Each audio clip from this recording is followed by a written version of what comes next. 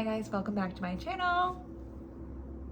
Today we are doing another full day of eating. It is the first full day of eating of 2023, which is awesome, at least that I'm sharing on YouTube. I'm so excited to have you guys back because I feel like I'm just rejuvenated and ready for this year beyond anything I've felt in quite a few years, honestly. I love it. I'm happy, I think. I hope it lasts all year. I know I'm happy now. I just hope it lasts all year. My full day meetings are always to explain to you and to try to teach you the why behind why we balance our meals in certain ways and have certain healthy habits that we do. And it's almost never for you to compare your portions or what you eat to what I eat, but always to teach and learn and to, I know I do well with real life examples. It's to teach you with real life examples. I was not at all planning on recording a full day of eating today. So full transparency, I woke up, I went on a walk, I came home, I had these tragic period cramps. I had my breakfast and I drank my coffee. Oh, then I took a client call, then another client canceled, and I was like, you know, today's a good day to record a full day of eating, but too bad it's 11:30 and I already had breakfast. Well, I was like, why don't I just remake breakfast? I'll have it tomorrow. So I re-cooked a breakfast for you guys. I mean, that's what I ate, so it's pretty straightforward. That's all I've eaten so far today. It's still on camera and it's still on video, so it still works. Yep. That's me being resourceful for you. This is me after breakfast because I ate my breakfast, but I'm gonna re-record it for you now. So we do half a cup of oats with about a tablespoon of ground cinnamon, a scoop of or serving size of plain collagen, a tablespoon of monk fruit, and a tablespoon of brown sugar. You can use 2 tablespoons of monk fruit if you wanna decrease the sugar, or 2 tablespoons of brown sugar. 3 to 4 cups of almond milk with a tablespoon of maple syrup and a teaspoon of vanilla, cooked over medium heat until it's nice and thick, and then we top it with a tablespoon of almond butter and some blueberries. I always lick the spoon because it's so delicious and I don't want to lose a drop of my porridge, and there's some black coffee to go with that. So porridge is not the most inherently balanced meal. So when I say balanced meal, I mean protein, fiber, and fat. And porridge doesn't come with all of those things kind of in it of itself. It does come with fiber. And then when we make porridge, we sweeten it quite a bit. So it comes with extra carbs, more sugar. So it's kind of just carbs, and a little bit of fiber, very little bit of protein. So when I make it, I want to decrease the sugar if I can. I do like it relatively sweet, so I'll use a little bit of monk fruit and then some real sugar like maple syrup or brown sugar. And then I got my carbs covered, so now I want to make sure that I can add some protein. That's where my plain collagen comes in. I could probably add 2 scoops of this to bump up the protein anymore, but I'm pretty satisfied off of the one, and I can always just adjust at lunch and make sure I increase the protein a little bit more at lunch if I have to. Fiber is okay. I'm gonna leave it as it is from that half a cup of oats, and then I'm gonna add a little bit more with my blueberries, but I'm not gonna push it. Again, I could add flax or chia seeds, but I'm pretty satisfied off of this, so I'll just take care of lunch when it comes.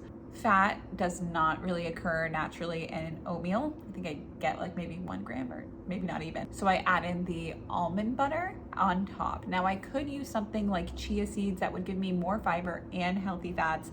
That could go straight into the porridge and that would be fine. And that way I could bump up like 2 areas, but you know, now that I'm thinking about it, maybe I'll try that next time. I just like the flavor of the almond butter too and the creamy texture on top. Now, because porridge isn't the most, I would say like an inherently balanced thing out there, it's not something that I eat every single day. I do personally find it relatively filling, but I know some people won't, and that's why it's important to kind of trial and error these things out. Maybe you're better off of oatmeal that you actually chew with a serious serving of protein in there. Maybe you're better off of, you know, a couple eggs, some egg whites, and an avocado toast.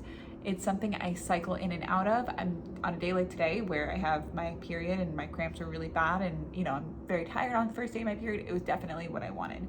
Comforting, warm, still balanced enough.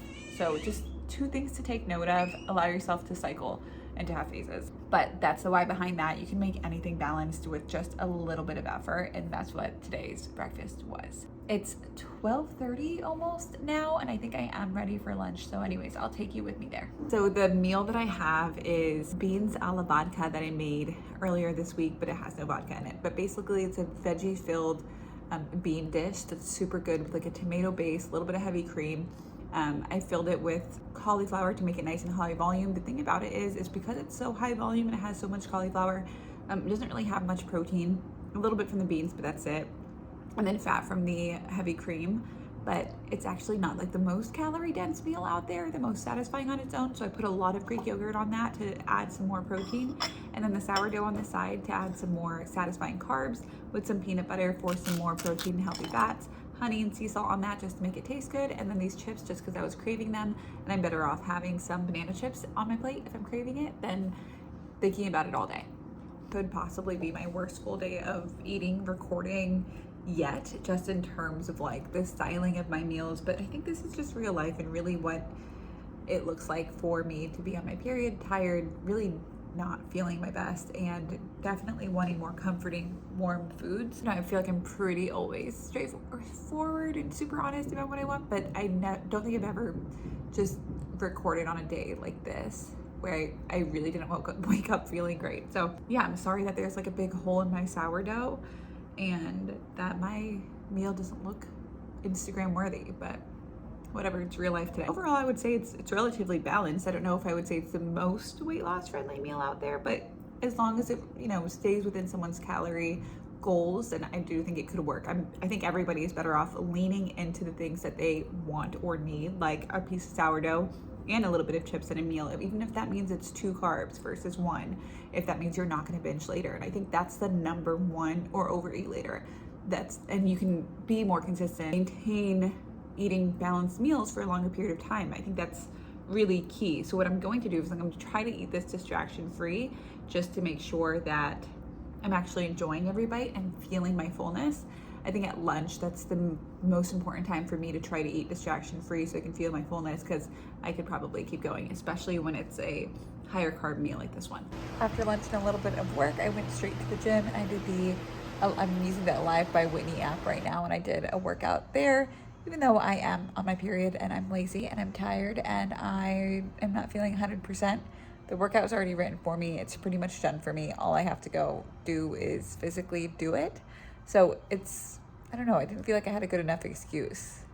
And it was an upper body day, so it wasn't too high intensity. So I felt like, yeah, I could still get in my workout. I took some ibuprofen a little bit earlier, so I just didn't have a good enough excuse. I know a lot of people don't work out when they're on their period the first day.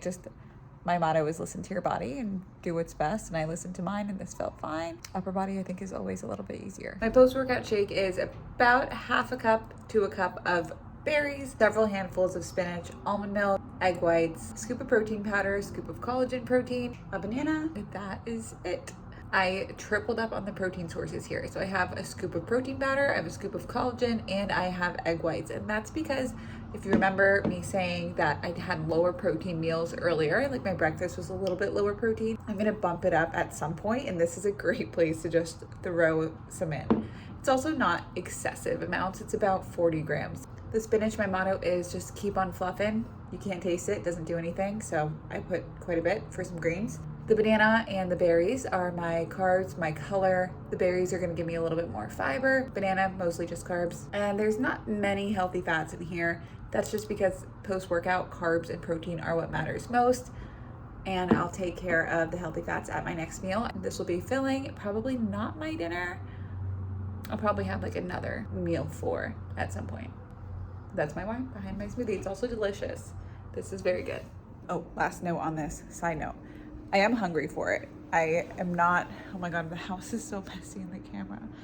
I'm not an advocate for like a post-workout if you're not hungry for it. You don't have to have something immediately after your workout. Studies showed, now we know that it doesn't have to be that 20 to 30 minute window. It can be like 2 hours. So this isn't immediately after my workout. This is at least an hour later, if not more. I waited till I was physically hungry for it. I think that's really important for weight loss. People who are looking for weight loss, a lot of times they force feed themselves after a workout. Don't ever force feed yourself. That's just unnecessary. Okay, so it's been 4 days since I last recorded dinner.